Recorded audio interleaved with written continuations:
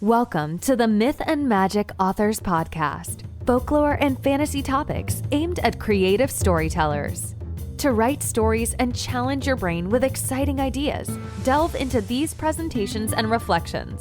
See how fantasy realms are based on actual world history, legend, and lore. Study fairy tales, nature fables, and supernaturalism to engage in a jumble of concepts that will trigger your fancy and get you writing imaginatively.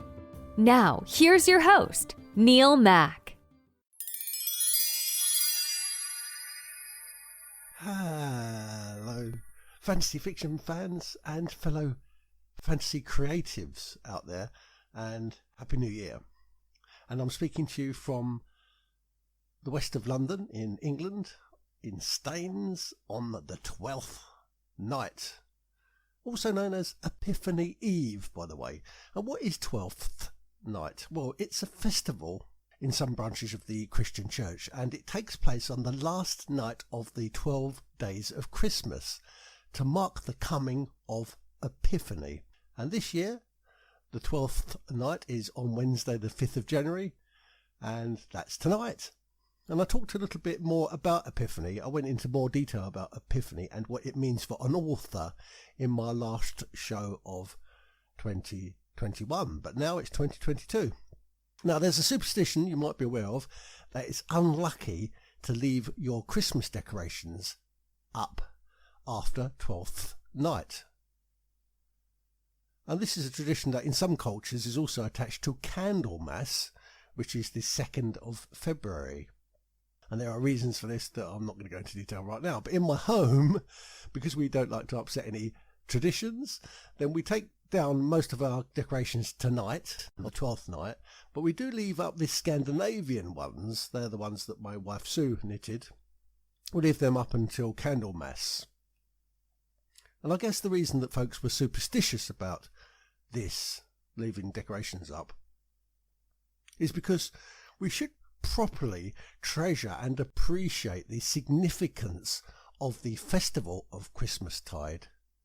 And by cutting it short, we might be upsetting the delicate balance that exists between good and evil, and between dark and light, and between the moon and the sun, and even between man and the heavens. Because at this time of the year, at the solstice, and at the sun's renewal, there's a delicate balance between the yin and the yang. So on 12th night, you should eat king cake, and you should sing carols, and you should chalk your door, and you should have your house blessed, and you should merry make with your friends and family, and you should attend a special Epiphany Eve service in church. Now, normally, if there wasn't a global pandemic going on, and thanks to Omicron, there is, my family would be doing all of those things here in England. But alas, this year, once again, we will be missing out on our 12th night festivities. If you don't know what it is, a king cake, is also known as a three kings cake, is a special cake that's been baked and decorated, normally by the family, for Epiphany. In Louisiana and in the Gulf Coast region, and any other area which is influenced by French culture, or French-speaking culture anyway, so especially France, Quebec, Luxembourg, and in Belgium, this type of cake is called a galette de roi, and is normally a puff pastry confection that's filled with frangipane. And the cake is normally prepared and eaten by these cultures from 12th night, from tonight onwards, all the way up to the Mardi Gras, which is the Fat Tuesday, or Shrove Tuesday, we call it in England. In medieval and Tudor England, Candlemas traditionally marked the end of Christmas. That's 2nd of February. But later on, 12th night became the legitimate end to Christmastide, and then started a new season known as Epiphany Tide. But anyway, back to the central question. Who put the magic into 12th night? Well, for a start, let me tell you this. It takes exactly 12 years for Jupiter, and Jupiter is supposedly the brightest wandering star in our heavens, to make a full cycle of the heavenly arc. You might recall, especially if you're a regular listener to this show, that Jupiter is also Jove, and Jove is the sky father. And Jove was seen as the god of sky and the god of thunder, and was the king of gods in ancient Rome and in all mythologies. The sky father is said to ride his chariot across the night sky, and so he's especially visible in the darker winter months. Is it he? Is it Jove? I.e., is it the wandering star who is the symbol that the three kings were following at Epiphany tide? And by three kings I mean the wise men, or the magi. This same sky father is also the Greek god Zeus and the Thor character in German and Norse mythology. When Christianity became the dominant religion of the Roman Empire, then this figure of Jove came to be replaced by the concept of one powerful Hebrew god. But if you saw an image of the Roman god Jupiter, and I'll put it on my site at neilmac.me, you'd instantly recognise the old man with his white beard, seated upon a huge throne up in heaven, to be your traditional and classical idea of a godfather in heaven. So Jove/Jupiter is intrinsically connected with this time of the year, and with the number 12, and also with our idea of a godhead figure, and by that I mean the essence or the nature of a Christian God in heaven. You'll also know that there were 12 apostles.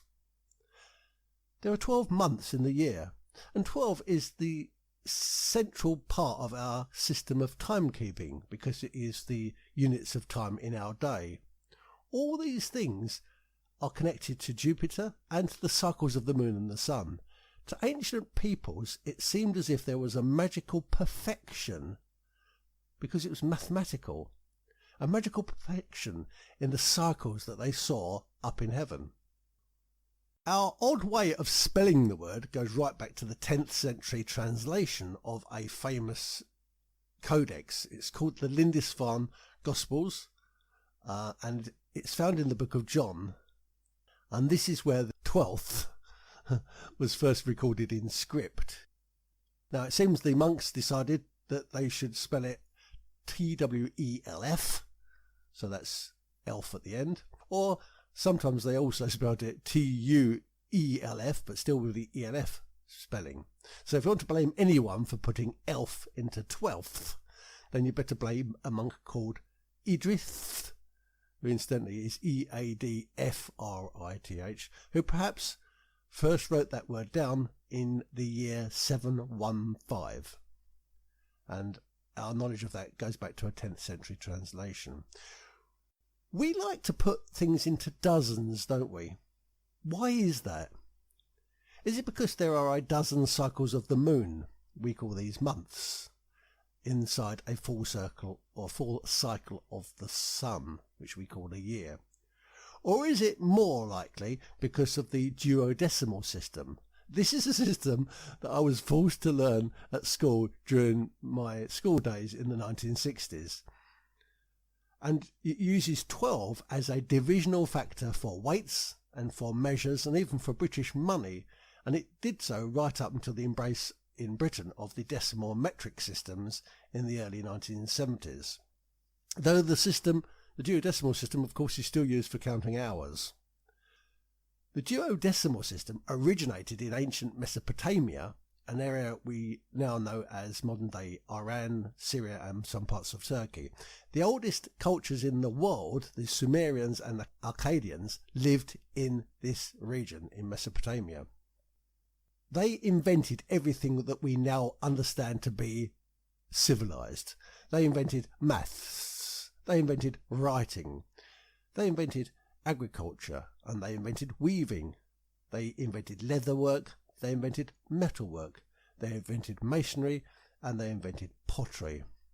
And so it seems if 12 was good enough for these ancient peoples, then the argument goes that it should be good enough for everyone else, which is why the British Empire continued to use it right up until the 70s. And by the way, you might be wondering why the Sumerians liked the number 12 so much. Well, perhaps It's for all the reasons already described, those astrological reasons. But perhaps it's simpler than that. Perhaps it's because it's the full count of humans' fingers plus thumbs and his or her 2 hands.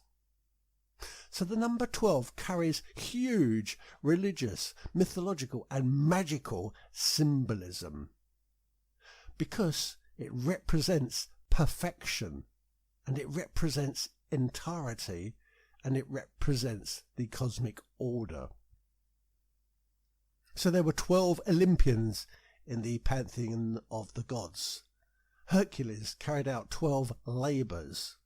Ishmael, who was the firstborn son of the father Abraham, had 12 sons, so there are 12 tribes of Israel. The Virgin Mary, who's the mother of God, wears a crown of 12 stars in her hair. The sun god Surya has 12 names. There are 12 petals in the heart chakra. And Odin had 12 sons.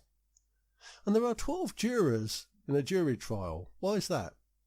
Well, it's a tradition that goes back to the warrior goddess Athena, who summoned 12 citizens to sit upon her jury. And the human body has 12 cranial nerves, so even inside us, the pattern of 12 carries on. And I can't leave this one out because it's my other job as a music journalist, but the 12-bar blues, which is also known as the devil's music, is still one of the most popular chord progressions in rock. So, the answer to who put the elf in Twelfth Night, well, I think the ordered universe might have done it. So, make sure you celebrate Twelfth Night wisely, and like I say, Happy New Year.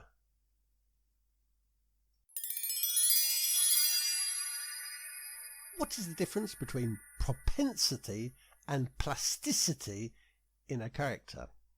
So you are a fantasy fiction author, and hopefully the key players in your novel will come to the page primed, if you wish, with observable character traits that are both positive and negative, that will allow those characters to develop and to thrive as real, authentic, recognisable individuals in your story.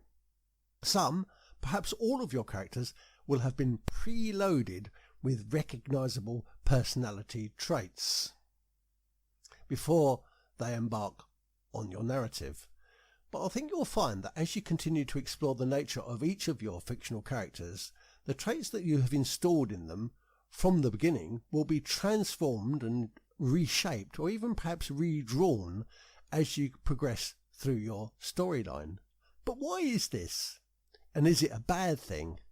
Well, I think it's all about propensity and plasticity.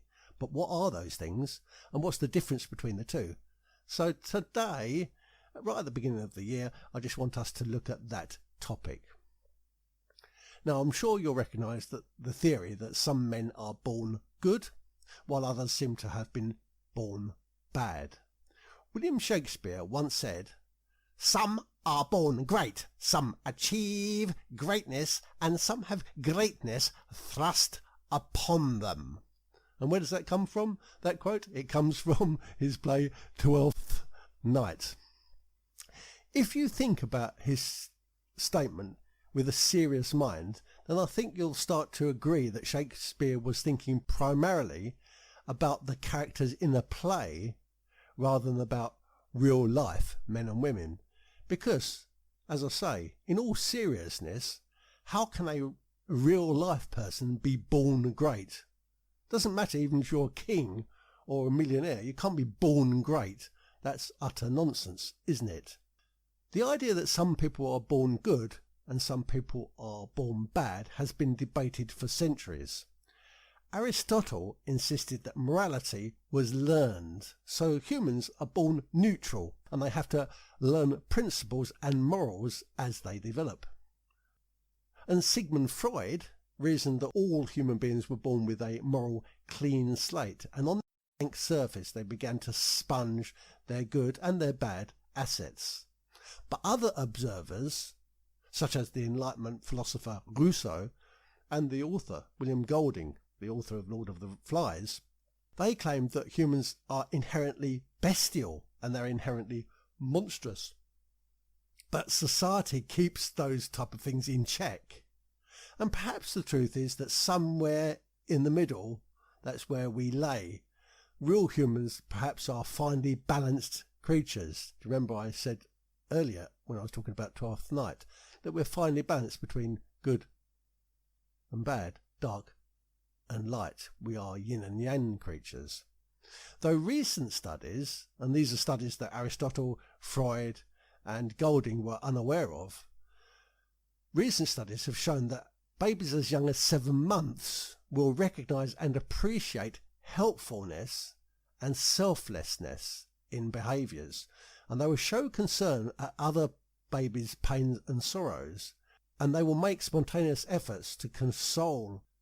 And they do this even to people they don't know. And this study was carried out by Karen Wynne and Paul Bloom at Yale University. And if you look it up, it's The Moral Baby. So maybe Aristotle was right all along. Maybe human beings are inclined to be naturally altruistic in their behaviour. But we authors must be aware that humans and even close siblings will sometimes end up gravitating towards delinquency or criminality, or both. Therefore, preloading your key characters in your novel with plausible traits, and what I mean by plausible traits, with traits that a reader can relate to, isn't as easy as it sounds. Not really. Because we don't come preloaded with traits, we come preloaded with nothing. We are blank slates when we're born. So to write realistic characters, to write like Jane Austen did, you have to understand propensity and plasticity. So going back to the original question, what are those things? Well, propensity is the inclination and the disposition and the tendency and the preference of a character to be attracted to certain things, maybe to certain views, maybe to shiny objects, maybe to knowledge, maybe to approaches, maybe to specific principles or methods. So while a baby may cry to gain more milk, her brother may find it better to smile brightly to get the same attention. And while a baby might scream for a diaper change or nappy change, the twin sibling of this same baby might crawl up to mother and pull at her hem to get exactly the same result. So sometimes there's a propensity, there's sometimes an inclination to do things a certain way. But plasticity, though related, is different. This is the changes in a character's behaviour that result from learning a new skill, or altering its own environmental influences or practices, or even its psychological stresses. Therefore, a new parent may despise the baby who cries for more milk, so the baby must learn a new skill, perhaps emulating the brother by smiling, to get the same result. Or a parent becomes bothered by a baby who screams every time her diaper or nappy is filled, and thus she scolds her baby. So this child must modify her behaviour to learn a new method to get her nappy changed. Do you see? So we might be inclined to do something, but we then have to change our behaviour as a result of stresses or influences upon us. So what is the implication of this for you, the author? Well, imagine that you preload your key protagonist with a willingness, for example, to see good in all people. But this character's best friends and her most trusted family, they all cheat on her and they betray her and they abandon her. Well then, how will this experience alter your protagonist's predisposition? Isn't it obvious that she'll be less ready and less willing and less able to trust people after the events in your story? And that's even though she was born onto the page. She was born onto the page with a good trait, the trait to see good in all people. So in other words, you must allow your characters to develop their own way through life through plasticity. Or imagine that you preloaded your key protagonist with a bounteous soundness of mind, and with charity, and with graciousness, and with goodwill. And this person is an all-round good guy, but he comes across a treasurable magic ring that brings him uncanny and miraculous powers. Well, how will this artifact, this magic ring, alter the character's behaviour? Will he have to learn new abilities if he's going to be strong enough to resist the intoxicating power of the magical item? Or will he succumb to its poisoning? Will he attempt to alter the environment, perhaps throw the ring away or leave the ring behind, just to rid himself of the poison of it? Will he change how he reacts with the ring or interacts with the ring? Perhaps he'll try to detoxify himself from it. What psychological stresses will those behaviour modifications bring about in him, and also bring about in his closest family and friends around him? Will he fight for himself? Will he try to control his own autonomy, even though the ring has huge power over him? Will the ring become a compulsive element and just as damaging to give up as it is to yield to? And of course you can swap ring for a psychoactive drug, or for alcohol, or for a person. What if the ring is a very attractive person and it starts to ruin his life? So my advice to you is that when you allow a character some born goodness or some born positive trait, don't forget that they will learn new skills and new talents, and they will take on new layers during your storyline. So to be sure that you're making a character that is true to life and meaningful for your reader, and by recalling the natural propensity of your character, i.e. how you first drew him or her, remember that those initial instincts and those initial traits will become changed and altered over time by plasticity. So good luck with that. Let me know how you get on with your propensity and with your plasticity. And just think about it a little bit, because like I say, your character will change over time. Have a great new year, and I'll speak to you in a few days in the second week of 2022. See ya. Bye.